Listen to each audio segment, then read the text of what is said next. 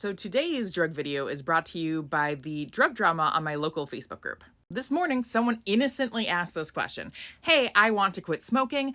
What vapes do you recommend? And then the comment section exploded. You're just replacing one addiction for another. You just need to quit cold turkey. Here, have you tried these toothpicks? So today I'm going to actually give you the science here. Now, heads up, I might also be a little bit angry in this video because I jumped into the comment section to give some sort of information to try to combat all of the misinformation. And then people basically started saying like, you are a terrible neuroscientist. You need to get out of this field. How dare you spread this misinformation? So I'm like a little butthurt about things right now.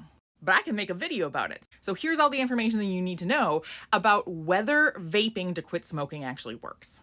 So first, before I go into anything, I want to recognize just how incredibly difficult it is to quit nicotine. I did it and I still crave cigs all the time.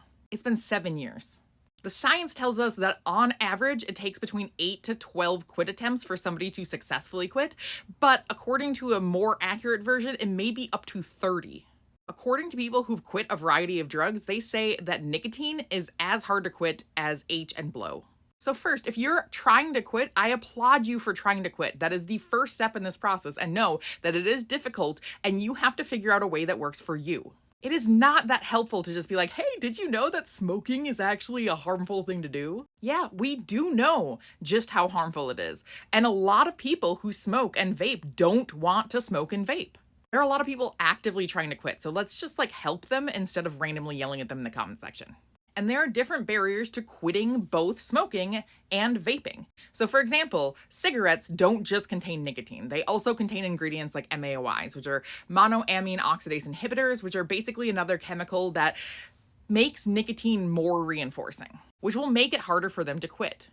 And then the actual act of smoking has a lot of issues associated with it. So when somebody smokes, it becomes like this ritual, becomes like this actual practice. They go outside, they light up a cigarette, they inhale, and then the cigarette is at the end. Vaping doesn't have that, which is both a pro and a con. So the ritual for smoking is actually incredibly difficult to quit. So when you go into your car, you have that habit of you want to light up. That is really hard to extinguish that behavior. You have to do that over and over and over again to get used to not lighting up in your car. And that's why a lot of people will do things like substitute. So instead of smoking, they'll go out and, for example, have a lollipop. Because you have to get past that act of smoking itself. It's not just the actual cigarette, it is the act of smoking the cigarette. Then you have potential problems with vaping too. So if you are using an e-cigarette, you can control the amount of nicotine that you have, which is sometimes good and sometimes bad. So what we're seeing is that we are getting a lot more nicotine. We're having these kind of high nicotine delivery systems, which means that people are just getting more of that drug. And if you're getting more of a dose, that is typically linked to being more likely to become addicted to it. And then you have the access problem. So with things like smoking, you have to go outside, you can't smoke on a plane. But if you are vaping, there are many more places where you're actually able to do that. And more ease of access, so the fact that you can use it more places means that you are probably going to be just using it more often, which means that you're going to get nicotine more consistently. Then you add in the flavorings that are associated with it. So like the delicious vanillas that you put in your nicotine juice. And those can actually potentially make that act of vaping less unpleasant. So there are different problems associated with quitting either one of those. And the problem is that we just don't have the research to compare these things. Now, in general, most of the science suggests that vaping is less detrimental than smoking. We know that smoking causes cancer, but we don't necessarily know the long-term effects of vaping right now. We think it could be potentially harmful on your lungs, and we do see some associated risks with that. But in general, we know that tobacco contains a lot of toxic chemicals, probably far more than the e-cigarette juice.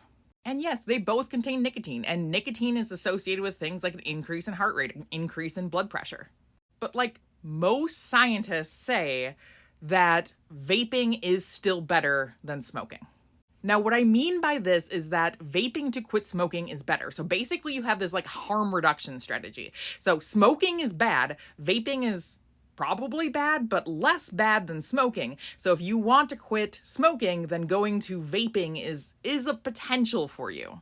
That is reducing the harm at least somewhat. And if you can't quit, at least reduce the harm. And that's where a lot of this controversy comes in. So people are like, okay, well, you're just switching your addictions. Yeah, that's true for a lot of things. So there are a lot of people who quit smoking and chew nicotine gum for their entire rest of their life. They are still getting the problematic effects of nicotine, but at least they're not getting the tobacco causing cancer effects. But now back to the major question. Does vaping help quit smoking? A lot of the original research does show that vaping does seem to help people quit smoking cigarettes. Now, the problem is that vaping has changed a lot over time. So we have just created higher and higher nicotine doses. We've created different methods for things. We've made them more secretive so people can use them all the time. And that makes it potentially harder to quit vaping. So like the original shoddy e-cigarettes, those did seem to help a lot, but we're in a new realm now. And we also have this problem that a lot of people are just vaping and never having smoked before. So they're just using the e-cigarettes and never actually smoking a full cigarette.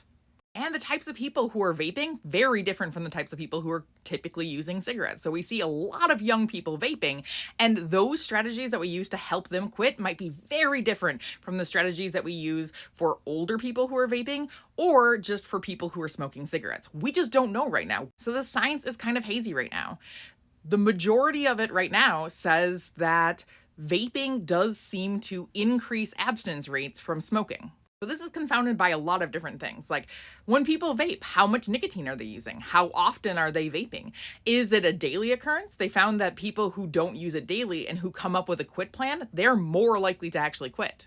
Vaping might help people quit if they've come up with a kind of long-term plan and have figured this out, but otherwise, vaping could maybe just prolong abstinence because now people are just vaping for longer. So it really depends on how you use it. So if you vape, you can, using e-cigarettes, decrease your dose over time. And that's really helpful in quitting things. It's very hard to quit certain things cold turkey. And in general, quitting is not a one-size-fits-all strategy for everybody. So like, can we be a little nicer on people who are trying to quit and just figure out ways to help them instead of just cut them down? That'd be great.